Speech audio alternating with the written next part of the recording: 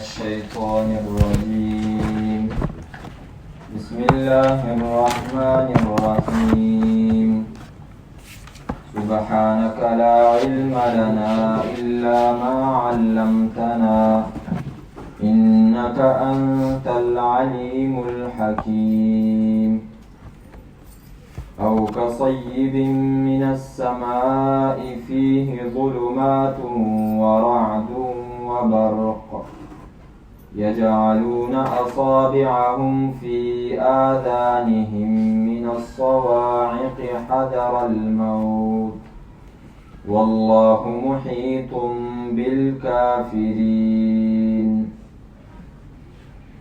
سورة البقرة کی بنیادی خبرې مونږه بیانې کړې وي چې هغه څلور بیانېږي. اوله خبره هغه ضروري او بنیادی خبره ده چې د ټولو کائناتو پیدایش د هغې دپاره شوی دی چې هغې ته ویلی کېږي د الله تعالی توحید او د الله تعالی یووالی. او دویمه حصه کې الله تعالی دویمه خبره چې بیانوله د نبی صلی الله علیه وسلم په پیغمبرۍ باندې قسمه قسم اعتراضاتو الله تعالی د هغې جوابونه کول. د هغې نه په نتیجه کې دا خبره ثابته شوله چې نبی صلی الله علیه وسلم د الله تعالی پیغمبر دی. دریمه خبره د الله تعالی په لاره کې د جهاد کولو وه. او څلورمه خبره د دغه جهاد دپاره د الله تعالی په لاره کې مال لګولو. او بیا دا خبره مونږ ویلې وه چې اولنۍ خبره به د قرآن د دې صورت په اولنۍ حصه کې بیانېږي چې دا هغه د 96 نمبر آیاته پورې ده. دویمه خبره به د دې صورت په دویمه حصه کې بیانېږي چې هغه د 97 نمبر آیات نه واله د 177 نمبر آیاته پورې ده. او دریمه خبره به د دې صورت په دریمه حصه کې بیانېږي چې هغه د 253 نمبر آیاته پورې ده. او څلورمه خبره به د دې صورت په اخرنۍ حصه څلورمه حصه کې بیانېږي چې هغه د دغه صورت د 254 نمبر آیات نه تر د آخر د صورته پورې ده. اولنۍ حصه بیا موږ تقسیم کړې وه دریو سبقونو یا دریو بابونو ته. اولنۍ باب د اول سر د صورت نه د 21 نمبر آیاته پورې یعنی شل آیاتونه پوره او د 21 آیت د شروع پورې یا ایها الناس اعبدوا پورې دا اولنۍ باب. په دې اولنۍ باب کې الله تعالی درې قسمه خلق ذکر کول. یو هغه چې د حق پرست سړي خبره مني د هغو 15 صفات او د هغو دپاره د دنیا او د آخرت حکم. دویمه ډله چې هغه انکار کوونکي دي. بیا دا چې انکار کوي ځینې برملا سرعام انکار کوي مخامخ دشمني کوي. او ځینې هغه دي چې هغه مفاد پرسته دي د موقع مناسب کله کله د خپلې فایدې د وجې نه د ایمان اظهار وکړي او چې کله فایده نه نو بیا خپل ایمان چې دی نو هغه پټوي او کفر ښکاره کوي. اولنۍ ډلې الله تعالی تذکره په 2 آیتونو کې وکړه او د دویمې ډلې الله تعالی په باقي آیتونو کې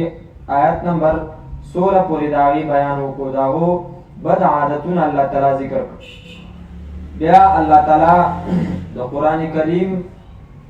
شان دا دی چې کله خبره ذکر کړي د هغې لپاره مثال هم ذکر کوي چې د هغې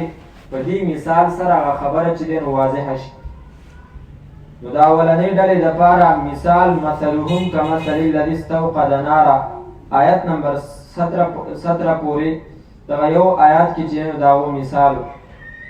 چې د دې کافرو مثال دا کسانو په شانته دی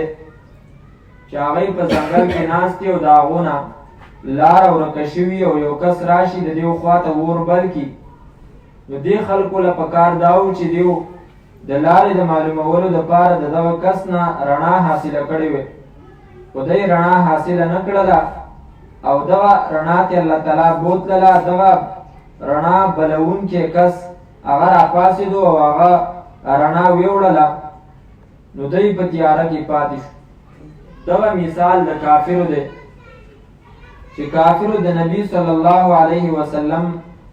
دعوت ونه منلو په مکه مکرمه کې. نو نبی صلی الله علیه وسلم ته الله تعالی حکم وکړو چې ته مدینې منورې ته هجرت وکړه. چې هجرت یې وکړو نو دغه کافر په تیاره کې پاتې شو. د دې آیت کریمه نه الله تعالی د دغه منافقانو دپاره مثال ذکر کوي او بیا په آیت نمبر 20 کې یکاد البرقو کې هم د دغه منافقانو مثال دی. او اول مثال د هغه منافقانو دی چې د هغو په عقیده کې منافقت دي، او دویم مثال د هغه منافقانو دی چې د هغو په اعمالو کې منافقت دي، کارونه د منافقت کوي. او قرآن کریم کې الله تعالی چې دی نو دا مثالونه بار بار بیانوي. عجیبه عجیبه طریقې سره الله تعالی مثالونه بیانوي. معمولی یو څو مثالونه به د قرآن کریم نه موږ بیان کړو چې د هغې نه دا پته ولګي چې الله تعالی خبره په مثال سره څنګه ښایسته واضحه کوي چې خلک په دې باندې پوه شي. لکه تاسو راواړوئ 3 سپاره چې په هغې کې الله تعالی د هغه کس مثال بیانوي چې کوم یو کس د الله تعالی دپاره مال خرچه کوي. لکه 41 نمبر صفحه آیات نمبر 261 د دې یوه پاڼه کې تقریبا 3 مثالونه الله تعالی ذکر کړي. مثل الذین ينفقون اموالهم فی سبیل الله، مثال دا کسانو چې لګوي خپل مالونه په لاره د الله تعالی کې. یعنی د الله په لاره کې یو کس هغه مال لګوي د دې دپاره چې الله رانه راضي شي. فی سبیل الله مطلب د الله د رضا دپاره، د الله په لاره کې چې لګوي خو مطلب دا چې د الله رضا راته حاصله شي. نو د دې کس مثال داسې دی چې یو زمیندار دی او هغه یوه دانه په پټي کې چې دی نو واچوي، نو دا یوه دانه چې دی نو هغه 7 وږي چې دی نو هغه راوخیږي او په هر یو وږي کې 100 دانې. نو د یوې دانې نه څو دانې جوړې شو؟ 700 دانې د دې نه جوړې شو. نو دغه رنګې چې یو کس د الله د رضا دپاره خرچه کوي، 1 روپۍ لګوي، نو د ده د اخلاص د وجې نه او د صحیح نیت د وجې نه الله تعالی د هغه د 1 روپۍ چې دی نو هغه 200 ته رسوي. د دې نه وروستو بل مثال په آیات نمبر 264 یا ایها الذین آمنوا لا تبطلوا صدقاتکم بالمن والاذى. په دغه پاڼه کې دی ای مؤمنانو مه بربادوئ تاسو صدقې خپلې بالمن په زباتنو سره والاذى او په تکلیف ورکولو سره. زباتل خو ښکاره دي، یو کس باندې تا خرچه وکړله، صدقه دې وکړله پې او ته د هغې نه وروستو چې دی نو بیا هغه ته هغه چې دی نو وریادې چې مړه ته زما خبره نه مني، یاد دې نه شي په پلانکي وخت کې مې چې دی نو ستا څه داسې ښېګړه کړې وه، دونه خرچه مې د باندې کړې وه. نو دا زباتل دي، دام چې دی نو صدقه بربادوي. دویم چې کوم شی صدقه بربادوي هغې ته ویله کېږي اذا. اذا معنی تکلیف ورکول. علماء کرامو استادانو به د دې مثال داسې ذکر کوو چې یو کس دی محتاج دی او ته په هغه باندې صدقه خرچه وکړي او بیا هغه ته ووایې چې یاره زما پلانکي ځای کې کار دی، دغه کار خو لاله وکړه. نو دا تا چې کوم دی نو هغه له تکلیف ورکړو، نو په دې باندې صدقه دې کړې ده د الله د رضا دپاره. ته چې دی نو په دې خدمت اخیستلو باندې هغه خپله صدقه مه بربادوه. اوس اصل مثال وروستو ذکر کوي چې کوم یو کس هغه مال لګوي د دې دپاره چې خلک ماته سخي ووایي، نو د هغه مثال الله ذکر کوي کالذي ينفق ماله رئاء الناس ولا يؤمن بالله واليوم الآخر فمثله، پس مثال د داسې کس کمثل صفوان، په شان ته د هغه اوارې ګټې دی علیه تراب چې په هغې باندې خاوري، فاصابه، پس ورسېږي دغه ګټې ته وابل، تیز باران، فترکه، نو پرېږدي دغه لره سولدن بالکل اواره، صفا. صفا څه مطلب؟ یوه ګټه ده په هغې باندې خاورې پرتې دي او په دې ګټه باندې باران وشي، اواره ګټه ده، باران پې وشي نو د دې باران د وجې نه چې په دې باندې کومې خاورې پرتې، کومې دوړې پې پرتې، هغه ته بالکل صفا شي. نو دا مثال د هغه کس دی چې هغه صدقې کړي خو د الله د رضا دپاره نه وي. یا یې پکې چې کوم دی نو دا مطلب چې ما ته خلک سخي ووایي یا څه بل څه غرض په دې کې نو د دې ریاکارۍ چې کوم باران دی دا باران به د ده په دې صدقه باندې وشي او دا صدقه به وله بلکل چې دی نو داسې کي لکه څنګه چې د خاورو د دوړو نه دغه ګټه صفا شوه د ده عملنامه به د ثواب نه دغه رنګې چې دی نو هغه صفا شي او نو الله تعالی فرمایي لا یقدرون علی شیء مما کسبوا طاقت به نه لري دی په څه شي باندې د هغه څه نه چې دوی کړي دي قیامت کې به بیا دیو ته چې دی نو د دغې صدقې ثواب نه میلاوي آیات نمبر 265 کې بل مثال ذکر کوي ومثل الذین ينفقون او مثال دا کسانو چې لګوي اموالهم مالونه خپل ابتغاء مرضات الله د پاره د لټولو د خوشحاله کولو د الله تعالی د الله رضا او د الله خوشحالول هغې پې مقصدي وتثبیتا او د پاره د مضبوطولو من انفسهم د ځانونو خپلو چې خپل صدقې سره چې دی نو د هغه ایمان مضبوطیږي او خپل نفس د هغه مضبوطیږي په ایمان باندې مطلب یې پکې دی الله تعالی فرمایي د هغه مثال کمثل جنت په شان ته د هغه باغ دی بربوة چې هغه په اوچت ځای باندې اصابها وابل چې ورسېږي هغې ته وابل شیبهدار باران فآتت نو ورکړي دغه باغ اکلها خپلې مېوې ضعفین ډبلې فإن لم یصبها پس که چېرته ونه رسېږي دې ته وابل شیبهدار باران فطل نو کافي د هغې دپاره پرخه دا مثال شو د دې مثال مطلب څه شو یو باغ دی په اوچت ځای باندې دی او دا باغ محل وقوع او ځای د دې چې دی نو دا دومره مناسب دی چې کله په دې باندې ښایسته او ډېر باران وشي نو دا باغ چې دی نو بیا ډېرې میوې ورکوي او که چېرته بې بلکل باران ونه شي نو د دې باغ دا ځای دومره برابر او مناسب دی چې هسې چې دی نو پرخه په دې باندې وشي نو دا پرخه د دې لپاره چې دی نو کافي ده نو دغه رنګې چې کوم یو کس د زړه نه صدقه کوي او مطلب یې پکې دی چېرې د الله رضا ماته حاصله شي خو دا ډېرې پیسې ولګوي نو الله وایي زه به له ډېر چې کوم دی نو ثوابونه ورکړم لکه د دغه باغ په شان ته چې ډېر باران پرې وشو نو میوې ډبلې ورکړي او که چېرته یې ډېرې پیسې ونه لګولې نو دا لږې پیسې د دې به وله چې دی نو خامخا فایده به ورته میلاویږي لکه څنګه چې دغه باغ باندې لږ شانته کې باران وشو یا لږه شانته پرخه په هغې باندې ولوېدله او د هغې د وجې نه د هغې میوې چې دی نو هغه رالې او حاصلې شوې دغه رنګې دا د ده مثال شو بل مثال د دې ذکر کوي دغه آیات کې آیا ود احدکم ان تکون له جنة من نخیل واعناب چې یو کس دی د دې خلاصه دا ده یو کس دی او بوډا دی او د هغه یو باغ دی او په هغه باغ کې چې دی نو هر قسمه میوې دي او د دې دا سړی چې کوم دی نو ټول کال په دې انتظار دی چې دا باغ به پخېږي او دا باغ چې دی نو دا به زه شکوم او د دې نه به ماته میوې میلاوي او د دې سړي چې کوم دا بوډا دی د ده ماشومان اولادي یا خو داسې دي چې بلکل کمزوري دي کار کسب نشي کولی پیسې نشي ګټلی یا چې کوم دی نو غټ دي خو هغه ګوډ دي شل دي دی چې دی نو پیسې نشي ګټلی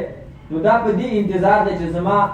د اعتماد دغه یو باغ دی چې دا پوخ شي نو زه به دا راشو کوم او د دې نه به خپل ضرورتونه پوره کوم خو چې کله دا میوې پخې شي نو د الله د طرف نه په دې باندې چې دی یو تیزه سیلۍ راشي جاکړي سیلۍ چې په هغې کې ووري نو دا ټول باغ چې دی نو وسوځي دا مثال نو دې وخت کې دا کس به څومره چې دی نو هغه خفه وي او څومره به پریشانه وي چېرې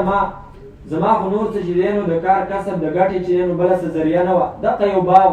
او دا هم لاړی چې دی نو وسوځېدو الله تعالی فرمایي چې کوم یو کس په دنیا کې خرچې کوي صدقې کوي او هغه چې دی نو مطلب هغه ریاکاري خلکو ته چې دی نو ښودنی نو دا به قیامت کې راشي او دا به د نیکو ته چې دی نو انتهایي محتاج صدقو او د دې چې کومې نیکۍ دي هغې ته به ډېر محتاج خو په دې صدقو د ده باندې دې باندې به د ریاکارۍ هغه اور راشي او د ده هغه ټولې نیکۍ به چې دی نو وسي دا د دې مثال شو د دغه باغ والا په شان ته چې باغ یې وسوځېدو او دا هغې ته چې دی نو ډېر محتاج و دغه رنګې په قیامت کې د هغه نیکۍ چې دی نو هغه به وسوځېږي او دا به هغې ته چې دی نو ډېر محتاج دی دغه رنګې یو بل مثال چې دی نو هغه ذکر کوو د شرک په باره کې الله تعالی مثال ذکر کوي لکه سورة روم 28 سپارہ صفحہ نمبر 367 اور 368 آیات نمبر 28 ضرب لكم مثلا من أنفسكم هل لكم مما ملكت أيمانكم من شركاء فيما رزقناكم فأنتم فيه سواء ضرب لكم بیانی اللہ تعالی لکم ستاسو دپارا مثلا یو مثال من انفسکم ستاسو د نفسوننا 68 صفحه دا 67 نه شروع کی ستاسو د نفسوننا الله ستاسو دپارا یو مثال بیانی هغه مثال څنګه دی هل لکم مما ملکت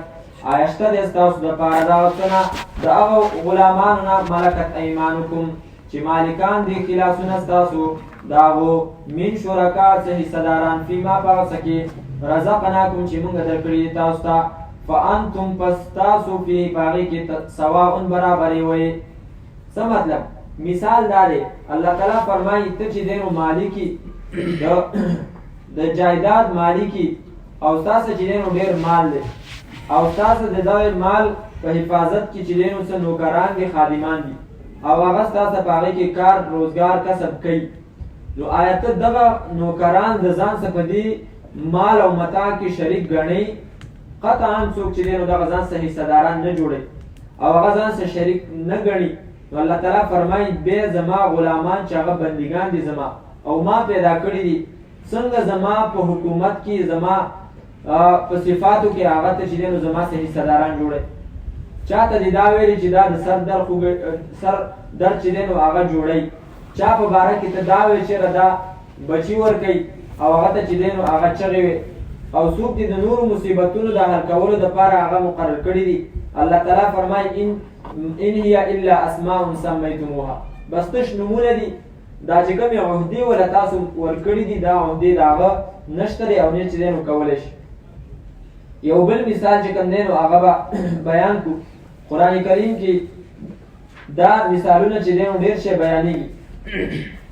لکه سورت نور په سورت نور کې چې دینو په یوه پاڼه کې دوه درې مثالونه الله تعالی ذکر کړي لکه د مشرک د عمل مثال الله تعالی ذکر کړی هغه آسان دی هغه به ووایو 321 صفحه ده آیات نمبر دی 39 والذین کفروا اعمالهم کسراب بقیعة یحسبه الظمآن ماء یو کس دی او هغه تږی دی او د اوبو چې دی نو هغه ته ضرورت دی او دا روان دی او لرې ځای کې دته چې دی اوبه ښکاره شي هغه یې اوبه نه هغه چې دی نو شګي او هغه ته داسې ښکاري لکه دا چې دی نو اوبه لکه سړی موټروی باندې ځي لرې داسې ښکاري لکه چې دا باران شوی دی په روډ باندې اوبه ولاړې خو چې هغه ځای ته سړی ورسېږي نو هغه ځای وچي هلته اوبه نه نو دغه رنګې یو کس دی او هغه تږی دی او دته په لرې ځای کې چې دی نو اوبه ښکاري او هغه اوبه چې دی نو اوبه نه هغه شګي دا ډېر مزل وکړي هغه ځای ته ورسېږي آس پاس نښو ته وګوري چې په دې کې خو اوبه وي او چې هلته ورسېږي هلته اوبه نه الله تعالی فرمایي دا مثال د کافر دی چې په دنیا کې د یو کس عقیده برباده وه غلطه عقیده وه د قرآن او د سنت نه خلاف عقیده وه او ده چې دی نو ډېر اعمال کړي او بیا دا په دې نیت باندې آخرت ته رالی چې ماله به الله تعالی د دې نیکو اعمالو بدله راکوي نو دا چې کله قیامت ته راشي او هلته دا خپله اعمالنامه وګوري نو په هغه اعمالنامه کې به چې دی نو هېڅ هم نه وي ولې بنیادي عقیده د ده خرابه وه د ده چې کوم اعمالو هغه یو الله تعالی نه دی لیکلی نو هغه ځای کې به دا چې دی نو بیا ډېر پریشانه بشي ستومانه بشي ځکه چې دومره محنت یې په دنیا کې کړی و عقیده چې دی نو هغه ګډه وډه وه د هغې د وجې نه یو عمل هم قبول نه شو د دې وجې نه مونږ ویو چې ګوره اصل شی چې کوم دی نو هغه عقیده ده بنیادي شی چې کوم دی نو هغه عقیده ده بیا د هغه عقیدې نه چې دی نو وروستو سړی لږ عمل وکړي یا ډېر عمل وکړي خو هغه عمل د بیا په کار راشي او که دغه عقیده برابر نه نو ابوجهل حاجي صاحب په شان ته 54 حجونه بیا وکړه خو دغه حجونه دی چې کوم دی نو بیا برباد دي ځکه چې عمل عقیده خرابه ده والذین کفروا اعمالهم او هغه کسان چې کفر یې کړی دی عملونه د دوی کسراب په شان ته د هغه شګو دي بقیعة په هوار میدان کې یحسبه الظمآن چې ګمان کوي په هغې باندې تږی سړی ماء د اوبو حتی تر دې پورې اذا جاءه کله چې راشي دغه تږی سړی دغه شګو خواته لم یجده شیئا ونه مومي هغې لره څه شی ووجد الله عنده نو دغه کس چې کافر دی دا به عمومي الله تعالی عنده د دغه خپل عملنامې سره فوفاه حسابا نو پوره پوره به ورکړي الله تعالی ته حساب ده. دغرنګې مثالونه قرآن کریم کې چې دی نو هغه زیات دي، احادیثو کې راځي. نور مثالونه مشته خو زه هغه به پرېږدو. احادیثو مبارکو کې مثالونه راځي، لکه حدیث مبارک دی نبی صلی الله علیه وسلم فرمایي المؤمن مرآت المؤمن، مومن د مومن د پاره شیشه ده. د مومن یو مومن هغه د بل مومن د پاره چې دی نو داسې کو لکه څنګه چې یو کس شیشې ته ولاړي. څه مطلب؟ مومن د مومن د پاره شیشه ده. په دې کې ډېرې خبرې دي چې شیشې ته ته ګورې نو هغه شیشه ستا په مخ کې چې کوم داغ وي کوم عیب وي هغه تا ته درښایي. مثال په طور په مخ کې په یو ځای ګندګي لګېدلې ده، هغه شیشه تا ته چې دی نو هغه ګندګي درښایي. نو دغرنګې مومن هغه چې په بل مومن کې څه عیب ویني نو دا به هغه ته چې دی نو بیانوي په صحیح طریقې باندې، او هغه ته به ووایي چې ګوره تا کې دا عیب دی چې نن یې درته زه ووایم په صحیح طریقې باندې، دا ښه ده چې سبا له تا ته چې کوم دی نو بل په غلطه طریقه باندې وایي او تا شرموي. نو مومن به یو مومن به بل مومن ته چې دی نو عیب ورښکاره کوي. دغرنګې په شیشه کې چې ته کله خپل مخ ته ګورې نو ستا په مخ کې چې کوم عیب نه وي نو هغه شیشه تا ته چې دی نو هغه نه درښکاره کوي. نو دغرنګې یو مومن کې چې کوم عیب دی فقط د هغه عیبه پورې چې کوم دی نو ته هغه ته خبره وکړه، هسې نه چې ستا د هغه څه کینی او د هغه عیب د وجې نه به ستا هغه ته لګې شي، نو هغه ځای کې به هغه تا ته پټ دی چېرې تا پکې یو عیب لیدلی دی، نو دا ته زیاتی به کوې چې د دغه یو عیب د وجې نه په هغه کې بیا ته سل عیبونه د ځان نه چې دی نو هغه راوباسي. دغرنګې شیشه چې کوم دی نو هغې ته چې کله انسان ګوري نو دا شیشه انسان ته د هغه عیبونه ورښکاره کوي خو چغې نه وایي، عیب ورته ورښکاره کوي. دا په شیشه کې وګوري په مخ باندې کومه ګندګي هغه صفا کړي خو دغه شیشه چې دی نو ورته چغې نه وایي. نو دغرنګې یو مومن د بل مومن دپاره شیشه ده چې دا به هغه ته عیب ورښکاره کوي خو نورو ته به نه وایي، په صحیح طریقه باندې به ده ته ورښکاره کړي. دغرنګې احادیثو مبارکو کې نور مثالونه هم راغلي، لکه یو صحابي بل نه تپوس کوي چې دا تقوا څه ته وایي، هغه ورته وایي ته چېرته په داسې ځای کې تللی داسې چې هغه ګڼ ځای یو طرف ته او بل طرف ته چې دی نو بوټي د غنو، نو ته هغه ویل او تللی یم، ویل هلته ته څنګه چل کې چې ته ځې، ویل زه خپلې کپړې په ځان پسې راټولې کړم او بیا چې کوم دی نو زه په هغه ځای باندې تېرېږم چې هسې نه د هغه نه زما په کپړو پسې ونه نښلي. نو دغه صحابي غالبا حضرت کعب رضی الله تعالی عنه د ابی بن کعب حضرت عمر رضی الله تعالی عنه ته فرمایي او هغه ته فرمایي چې د دې تقوا مثال همدغسې د غنو چې کوم دی نو هغه یو طرف ته او بل طرف ته دي، چې ته په دنیا کې اوسېږي یو طرف ته ګناه بل طرف ته ګناه، نو ځان به داسې بچ کړې لکه د غنو والا چې د یو طرف او د بل طرف نه چې دی نو هغه د غنو نه ځان بچ کوي. بهرحال مثالونه قرآن کریم کې ډېر دي. دې مثال کې چې دی نو الله تعالی د منافق مثال بیانوي او د هغې مثال داسې دی چې یو بیابان دی او په هغه بیابان کې چې دی نو څه کسان دي او په هغو باندې چې دی نو تیز باران وریږي د اسمان نه او په هغه باران کې چې دی نو تیارې دي، ځکه چې د شپې باران وریږي نو په هغې کې تورتم دی تیارې دي پکې. دغرنګې اسمان چې دی نو هغه غلظا کوي او برېښنا په هغې کې کېږي، نو د دې باران والا کسان هغونه چې دی نو لاره ورکي او هغې یو طرف ته چې دی نو لاره معلوموي او بل طرف ته هغې د دې باران د دې ګلز ګلوز نه چې دی نو هغه یېرېږي، نو د دې باران او د دې تندر د یېرې د وجې نه دوی په غوږونو کې چې دی نو ګوتې کېږي د دې لپاره چې زه دا اواز وانورم او یېرېږي چې هسې نه په ما باندې مرګ راشي او زه د دې تندر د دې آواز نه چې نو مړ شم. الله تعالی فرمایي دا مثال چې کوم دی نو د منافق دی او د دې باران مثال هغه د قرآن کریم دی چې څنګه باران د باره نه راځي او په هغې سره ځمکه چې دی نو هغه شنه کېږي، داسې قرآن کریم د باره نه راځي او په هغې سره زړونه چې کوم دی نو هغه شنه کېږي تازه کېږي. نو دا منافق چې کله قرآن کریم راځي د اسمان نه نو په دې قرآن کریم کې الله تعالی چې دی نو سخت سخت حکمونه بیان کړي چې تاسو زکات ورکئ او دغرنګې روژه ونیسئ، حج وکئ، دغرنګې جهاد وکئ د الله تعالی په لاره کې. دا هغه تیارې دي چې کومې په باران کې دي او په دې قرآن کریم کې چې دی نو الله تعالی د ځینو کارونو د نه کولو د وجې نه د سزا بیان کړی دی چې کو دا عمل تاسو ونه کو نو دا سزا به تاسو ته میلاویږي. د دې مثال دا ګړز ګړوز دی چې په باران کې او په دې قرآن کریم کې په دغه باران کې چې څنګه برېښناي او په هغې سره سړی لاره معلوموي دغرنګې قرآن کریم کې بیان د ایمان او د الله تعالی په یووالي دلایل دي چې دا کله څوک واوري نو په دې باندې د هدایت لاره خلک چې دی نو معلوموي. نو دا منافقان څه کوي چې کله دوی ته قرآن بیانېږي نو دی دا ګوتې په غوږونو کې ورکي د دې دپاره چې هسې چېرته دا قرآن وانه اورمه نو چې قرآن مې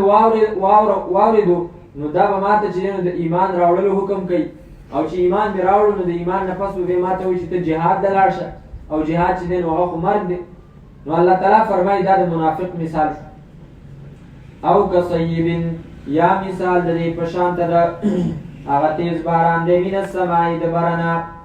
ګوره باران د کوم ځای نه کېږي موږ وینو چې باران چې دی نو هغه د ورېځې نه کېږي او الله تعالی فرمایي من السماء د اسمان. علما کرام فرمایي په عربۍ کې دا سما ټکی چې دی دا هر هغه شي ته وایي چې هغه ستا د سر د پاسه سوری کوي.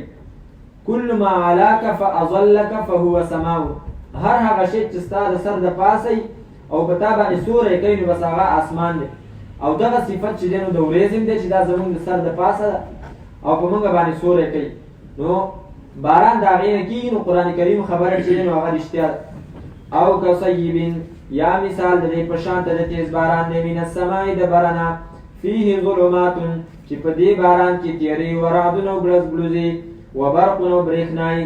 یجعلون ږدي دا منافقان دغه باران والا اصابعهم ګوتې خپلې فی آذانهم په غوږونو خپلو کې من الصواعق د وجې د تندرونو نه حذر الموت د وجې د یېرې د مرګ نه. منافق دغه باران والا ګوتې چې دی نو هغه په غوږونو کې ږدي. نو دغرنګې منافق چې قرآن کریم اوري او د دې بیان ورته کېږي نو هغه په غوږ کې چې دی نو ګوتې کېږي. او ګوره اصابع دا د دې نوک نه والا د دې آخري سره پورې چې دی ته اصبع ویل کېږي او د دې جمع چې دی نو اصابع ده. نو یو کس چې دی نو هغه په غوږ کې دا ګوته ږدي نو هغه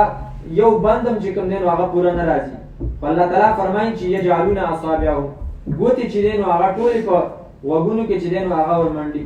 د دې مطلب څه شو؟ مطلب د دې دا شو چې دا منافق د قرآن کریم نه دومره تښتي چې دا په غوږونو کې ګوتې کېږي کو چېرته دا وسوې چې دا ګوته د دیزې پورې په غوږ کې دننه تللی نو دا به یې کړې وي. ولې ځکه د قرآن کریم نه نفرت دی. کابلګرام شیخ ولی الله صاحب رحمت الله علیه هغه فرمایي یو ځای ته تللی مو بیان مې بیان نه پس یو کس راغی ما ته ویل چې مولوي صاحب په غوږونو دې راله دړ کړو. نو ما ویل چې ولې؟ ویل چې تا بیان شروع کړی ما په غوږ کې ګوتې ایښي دي. ما ویل چې کوم منافقه دا خو الله تعالی فرمایلي چې منافق د قرآن کریم د لوستلو په وخت کې به چې دی نو دا په غوږ کې ګوتې ورمنډي. نو یجعلون ما ځینې خلک د یجعلون معنا کوي ګرځوي. نو دغه معنا د پښتو هغه ګرځولو معنا نه ده. د دې وجې نه ځینې ساده خلک هغوی په اذان کې چې کوم دی نو دغه په دې باندې معنا دغه کوي. لکه په اذان په باره کې راځي چې یجعلو سبابتیه فی اذنیه چې دا دواړه ګوتې چې کوم دی نو دا به ږدي. په هغه ټکې د یجعلو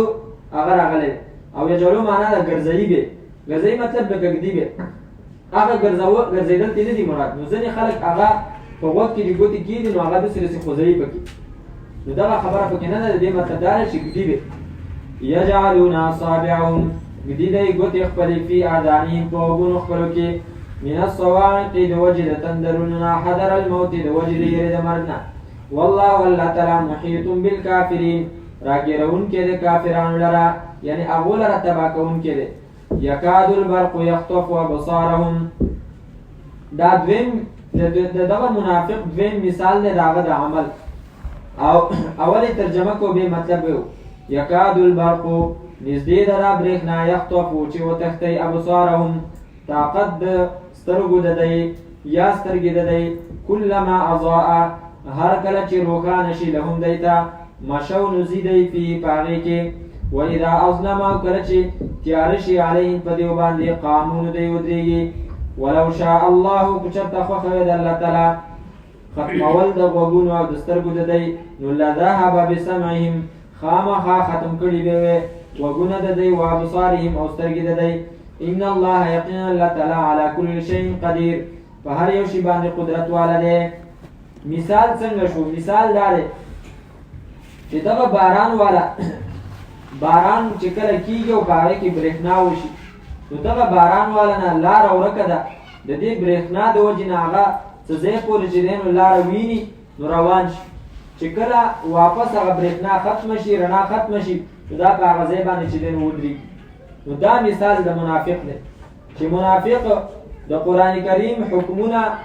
مني کله چې پکې د هغه فایده وي خو چې کله پکې د هغه نقصان یا پکې تکلیف وي نو بیا چې دی نو هغه هلته ودرېږي او بیا مخې ته نه ځي د مسلمانانو سره نه چلېږي.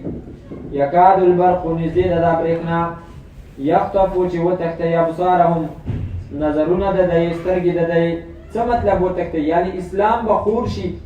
په دنیا کې قرآن کریم او د هغې دلایل هغه به چې دی نو واضحه شي آس پاس مسلمانان خلق به چې دی نو مسلمانان شي او دغه منافق چې کوم دی نو هغه به په دغه منافقت باندې پاتې شي او د هغه سترګې به چې دی نو هغه علما کرام فرمایي استادانو به فرمایل کیري بیري به شي یعنی سترګې به چې دی نو هغه په دې کې داسې شي چې دا اوس ته وشو هر طرف ته چې دی نو خلق مسلمانان شو زه پاتې شو. کلما اضاء هر کله چې روښانه شي لهم دی ته مشو نو دی ځي فیه په هغې کې یعنی دغه باران والا ته رڼا چې دی نو برېښنا د وجې نه رڼا ښکاره شي نو دی په هغې کې ځي. او دا منافق چې کله دته د ده د خوښې مسله قرآن کریم کوي مشو نو ځي دی فیه په دې کې. څه مطلب؟ بیا دغه منافق دغه مسله مني. و اذا اظلم او کله چې تیاره شي علیهم په دې باندې قامو نو دی ودرېږي. د دې دوو آیتونو استادانو ډېر چې کوم دی نو وضاحت کړی. یو مطلب یې دا دی چې منافق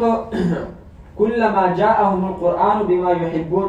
چې منافق ته کله قرآن کریم هغه مسله کوي چې هغه د هغه خوښه وي نو بیا ویاره دا قرآن کریم خو ډېر ښایسته کتاب دی او د دې اورېدل پکار دی او دې ته ناسته پکار ده. او چې کله په دیو باندې تیاره شي او قرآن کریم دیو ته داسې مسله وکړي چې په هغې کې د ده د دنیا څه فایده نه نو بیا دا وایي چې یاره بس هلته ودرېږي یاره دې کې چې دی نو دا مسلې دي او په دې کې دا مسلې دي نو بیا یې نه مني. د دې مثال داسې دی لکه یو کس دی او هغه ته چې دی نو ته قرآن کریم کې ورته چې دی نو بیان وکړي او قرآن کریم نه د هغه د میراث حصه مثال په طور د هغه د میراث حصه د قرآن کریم نه هغه ته چې دی نو وروکړي نو هغه وایي یاره زه مسلمان یم کلمه مې ویلې ده زما لپاره په قرآن کې چې دی نو دا حصه ده نو موږ مسلمانان پسې شو چې زه دا قرآن کریم نه منم. هلته د دې خپلې حصې دپاره دی د قرآن کریم سره ملګری خو چې کله ورته ووایې چې یاره د لور خور چې کوم دی نو د میراث حصه ده نو هلته بیا وایي دا پکې چا راوستي یا د چا څه مثال په طور باندې لانجه ده او هلته ورته ووایې چې یاره شریعت تاله چې دی نو دونه حصه درکوي نو بیا فیصله هغه په شریعت باندې کوي. خو چې کله ورته ووایې چې یاره په شریعت کې ستا فیصله ستا حصه نه کېږي نو هغه بیا وایي دا تاڼې د څه لپاره جوړي دا ججونه چې دی نو دا ججان د څه لپاره ناست دا دونه قانون او حکومت د څه لپاره دی نو بیا چې دی نو دا قرآن کریم پرېږدي او د دې سره چې کوم دی نو بیا نه ځي. دغه رنګې منافقانو ته به چې کله په جنګ کې مال غنیمت میلاوېدو نو بیا به د مسلمانانو سره ملګري خو چې کله به ورته څه نه میلاوېدل نو بیا به چې کوم دی نو مزل به یې ورسره نه کوو مسلمانانو سره بیا ملګرتیا نه کول. لکه تاسو راواړل بالکل د دې آیت وضاحت چې دی نو الله تعالی کړی 15مه سپاره کې سورت نساء کې 81 صفحه ده آیات نمبر دی 73 وَإِنَّ مِنْكُمْ لَمَنْ لَيُبَطِّئَنَّ او یقینا زنستاسونا لمن خامخا هغه څوک دي یبطئن چې هغې سستیږي په خپله باندې د جهاد نه په خپله هم سستیږي او نورم چې دی نو هغه سستی نورو ته موږ جهاد ته مه ځئ فإن أصابتكم مصیبة پس چې کله ورسېږي تاسو ته مصیبتون څه تکلیف قال نو وایي دا منافق قد انعم الله علی خامخا احسان کړی دی الله تعالی په ما باندې اذ لم اکن معهم شهیدا کله چې زه نه وم د دیو سره حاضر د الله فضل دی چې زه د دیو سره چې دی نو په دې جنګ کې نه وم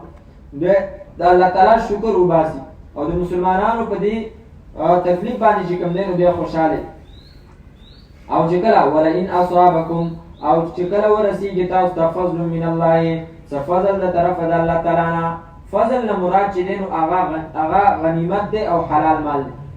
حلال مال ته چې کوم دی نو هغه فضل وایي. ځینې خلک په حرامو باندې کورونه جوړ کړي بیا پرې ولیکي هذا من فضل ربي، دا زما د رب فضل نه دی. دغه فضل نه دی، دغه حرام مال دی. حلال مال ته چې کوم دی نو الله تعالی فضل وایي. لکه موږ د جومات نه چې وضو نو موږ دعا وایو اللهم انی اسألک من فضلک ورحمتک، یا الله زه ستانه چې دی نو ستا فضل او رحمت غواړم. نو فضل مطلب څه؟ دنیا ته ځمه، بازار ته ځمه، یا الله ته ماله چې نو حلال رزق راکړي. دغرنګې الله تعالی فرمایي چې تاسو کله د جمعې لمونځ وکئ نو فسعوا وابتغوا من فضل الله، نو تاسو د الله تعالی فضل ولټوئ. نو هغه فضل څه دی؟ حلال رزق دی. نو مطلب څه شو چې کله ورسیږي تاسو ته فضل من الله، څه مال د طرفه د الله تعالی نه، جهاد کې مال چې دی نو حاصل شي، لا یقولن نو خامخا وایي دا منافق کأن لم تکن بینکم وبینه مودة، دا ټکی چې دی نو په منځ کې پرېږدئ. د دې منافق خبره چې کوم دی نو کومه ده؟ هغه د یا لیتني نه شروع کېږي. یا لیتني، دا منافق بیا وایي یا لیتني، های افسوس دی ما لره، کنت معهم، کاش چې وې زه د دوی سره، فافوز، نو زه به کامیاب شوی، فوزا عظیما، په کامیابۍ لویې سره. مؤمنانو ته غنیمت حاصل شو او دا منافق اوسه په جهاد کې شریک نه و، نو دا بیا داسې افسوس کوي، وایي افسوس دی ډېر لوی چې زه د دې مؤمنانو سره وې نو زه به په لویې کامیابۍ سره کامیاب شوی. ګوره د مال حاصلېدلو ته منافق چې دی نو لویه کامیابي وایي. او بل طرف ته د الله تعالی په لاره کې د پیغمبر په ملګرتیا کې چې دی نو هغې داسې فضول کار وایي. وإذ يقول المنافقون والذين في قلوبهم مرض غر هؤلاء دينهم، منافقانو به ویلي بدر ته چې کوم مؤمنان راوتي وو نو هغو په باره کې ویل دا خو لیوني دي، غر هؤلاء دینهم، دې خلکو له دوکه ورکړې ده د دې دین. نو ګوره د دین کار به ورته سپک ښکاري، دا هم د منافق یو دغه دی. او د دنیا معمولي مال او متاع هغې ته به چې دی نو دا لویه کامیابي وي. فافوز فوزا عظیما، د نن سبا خلکو په دغه کې چې دا خبره ډېره ښکاره ده. د مدرسې تعلیم چې کوم دی نو هغه به تاسې فالتو کار ښکاري، او په سکول په دغه کې چې کوم دی نو چېرته یو څو نمبرې واخلي نو بس بیا به دا دومره به خوشحاله وي، حالانکې هغه ټول په نقل باندې دغه کړي. زمونږ یو استاد په لسم کې چې کله مونږ هغه ویلې زما ورور هغه ډېر زیات نالایق و، کراچۍ کې مونږ ویل ډېر زیات نالایق و، نو ویل هغه هر یو کتاب بیا چې دی نو په نقل پاس کو. ولا اسلام او نقل باندې به څنګه پاس کو؟ په جرابه کې به نقل د کتابه دغه به کېښوستې پاڼې او بیا به د هغې نه لیکلې. ویل یو کال چې دی نو ټول کتابونه پاس و، صرف یو اسلامیات هغه فیل، او هغه هم د هغې د وجې نه چې یاره ویل احترام یې کولو شي، دا خو بېادبي ده، د قرآن آیتونه دي، دا د څنګه په جرابه کې ځان سوي سم. ویل بل کال چې کوم دی نو د اسلامیات په پرچه کې له چا د شاته نه چا نقل ورکړی نو هغې باندې ورته لیکلي وو چې خود لیک کې نوید کو دی دی، مخکې د نوید ناست نو چې په خپله یې ولیکې نو بیا یې نوید له ورکړ. ویل دا دونه نالایق و چې په خپله پرچه کې په دې جوابي پرچه کې لیکلي وو خود لیک کې نوید کو دی دی. نو هغه هم چې ټول په نقل باندې پاس شوي، خو هغه د دنیا حالانکې دا د دنیا دغه دی که نه، کار دی، کار کسب دی، په دې باندې خلک پیسې ګټي، نو دې ته لویه کامیابي وایي. او بل طرف ته بچی چې کوم دی نو هغه قرآن کریم زده کړي او حافظ قرآن شي او په هغې باندې د هغه دومره خوشحالي نه وي، او بل طرف ته د مال په حاصلېدلو باندې هغه څومره خوشحالېږي. فافوز فوزا عظیما، لویه کامیابي ورته وایي. نو الله تعالی فرمایي کلما اضاء، هر کله چې روښانه شي، لهم دوی ته مشو نو ځي دی فی په هغې کې، و اذا اظلم، او کله چې تیاره شي علیهم په دوی باندې قامو نو دوی ودرېږي. ولو شاء الله، چېرته خوښه یې د الله تعالی ختمول د سترګو او د غوږونو د دی لذهبه، نو خامخا ختم کړي به وې بسمعهم، غوږونه د دی، وابصارهم، او سترګې د دی، خو نه یې وله ختموي. ولې؟ ځکه الله تعالی په دې دنیا کې د آخرت فیصلې چې دی نو هغه نه کوي. د یو کس د بد عملۍ هغه سزا ډېره سخته وي، نو دا نه چې هغه الله تعالی چې په دنیا کې نعمتونه نه ورکوي، یا به هغه په دنیا کې چې دی نو د مال او متاع او د پیسو نه چې دی نو هغه کمزوری نه. دا خو دنیا دارالامتحان دی. دلته چې دی نو د کافر دپاره به چې دی نو ډېر څه او د مؤمن دپاره کېدای شي پکې ډېر څه نه وي. نو د دې به دا مطلب نه چې دغه کافر چې دی نو هغه خوش قسمته دی او دا مؤمن چې هغه څه نشته دی یا دا بد قسمته دی یا دا مطلب هم نه دی چې کوم مؤمن ته الله تعالی دلته په دې دنیا کې څه ورکړه نو مطلب دا شو چې په دې دنیا کې د هغه نعمتونه چې دته حاصل شو نه چې د شریعت مطابق ژوند دي نو په دې باندې چې کوم دی نو ما احسن الدین او الدنیا اذا اجتمع دا څومره ښه خبره ده چې دین او دنیا سړي سره یو ځای راجمع شي او په دنیا کې چې نو دین وي او دنیا وي نو الله تعالی دا تکوینی فیصله ده قانوني دی چې په دنیا کې به چې کوم دی نو زه د آخرت عذاب چاله نه ورکوم نو ځکه د دې غوږونه او سترګې چې الله نه ختموي ولو شاء الله او که چېرته خوښه وي د الله تعالی لذهب نو خامخا ختم کړي به بسمعهم غوږونه د دی وابصارهم او سترګې د دی ان الله یقینا الله تعالی على كل شيء قدیر په هر یو شي باندې قدرت والا دی او کصیب من السماء یا مثال دی د دې منافقانو په شان ته تیز باران دی من السماء د بارانه فی چې پاغې کې ظلمات تیری ورعد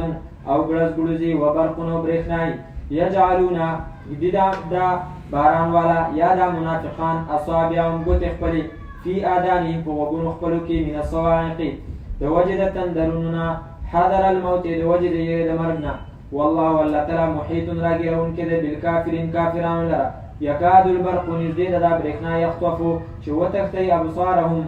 سترګې د دی کلما هر کله اضاء چې روښانه شي لهم دیو ته مشو نو ځي دی فیه په هغې کې واذا اظلمه او کله چې تیاره شي علیهم په دیو باندې قامون دوی ودرېږي ولو شاء الله که چېرته خوښه وي د الله تعالی لذهب بسمعهم نو خامخا ختم کړي به وي غوږونه د دی وابصارهم او سترګې د دی ان الله یقینا الله تعالی علی کل شیء قدیر په هر یو شي باندې قدرت والا دی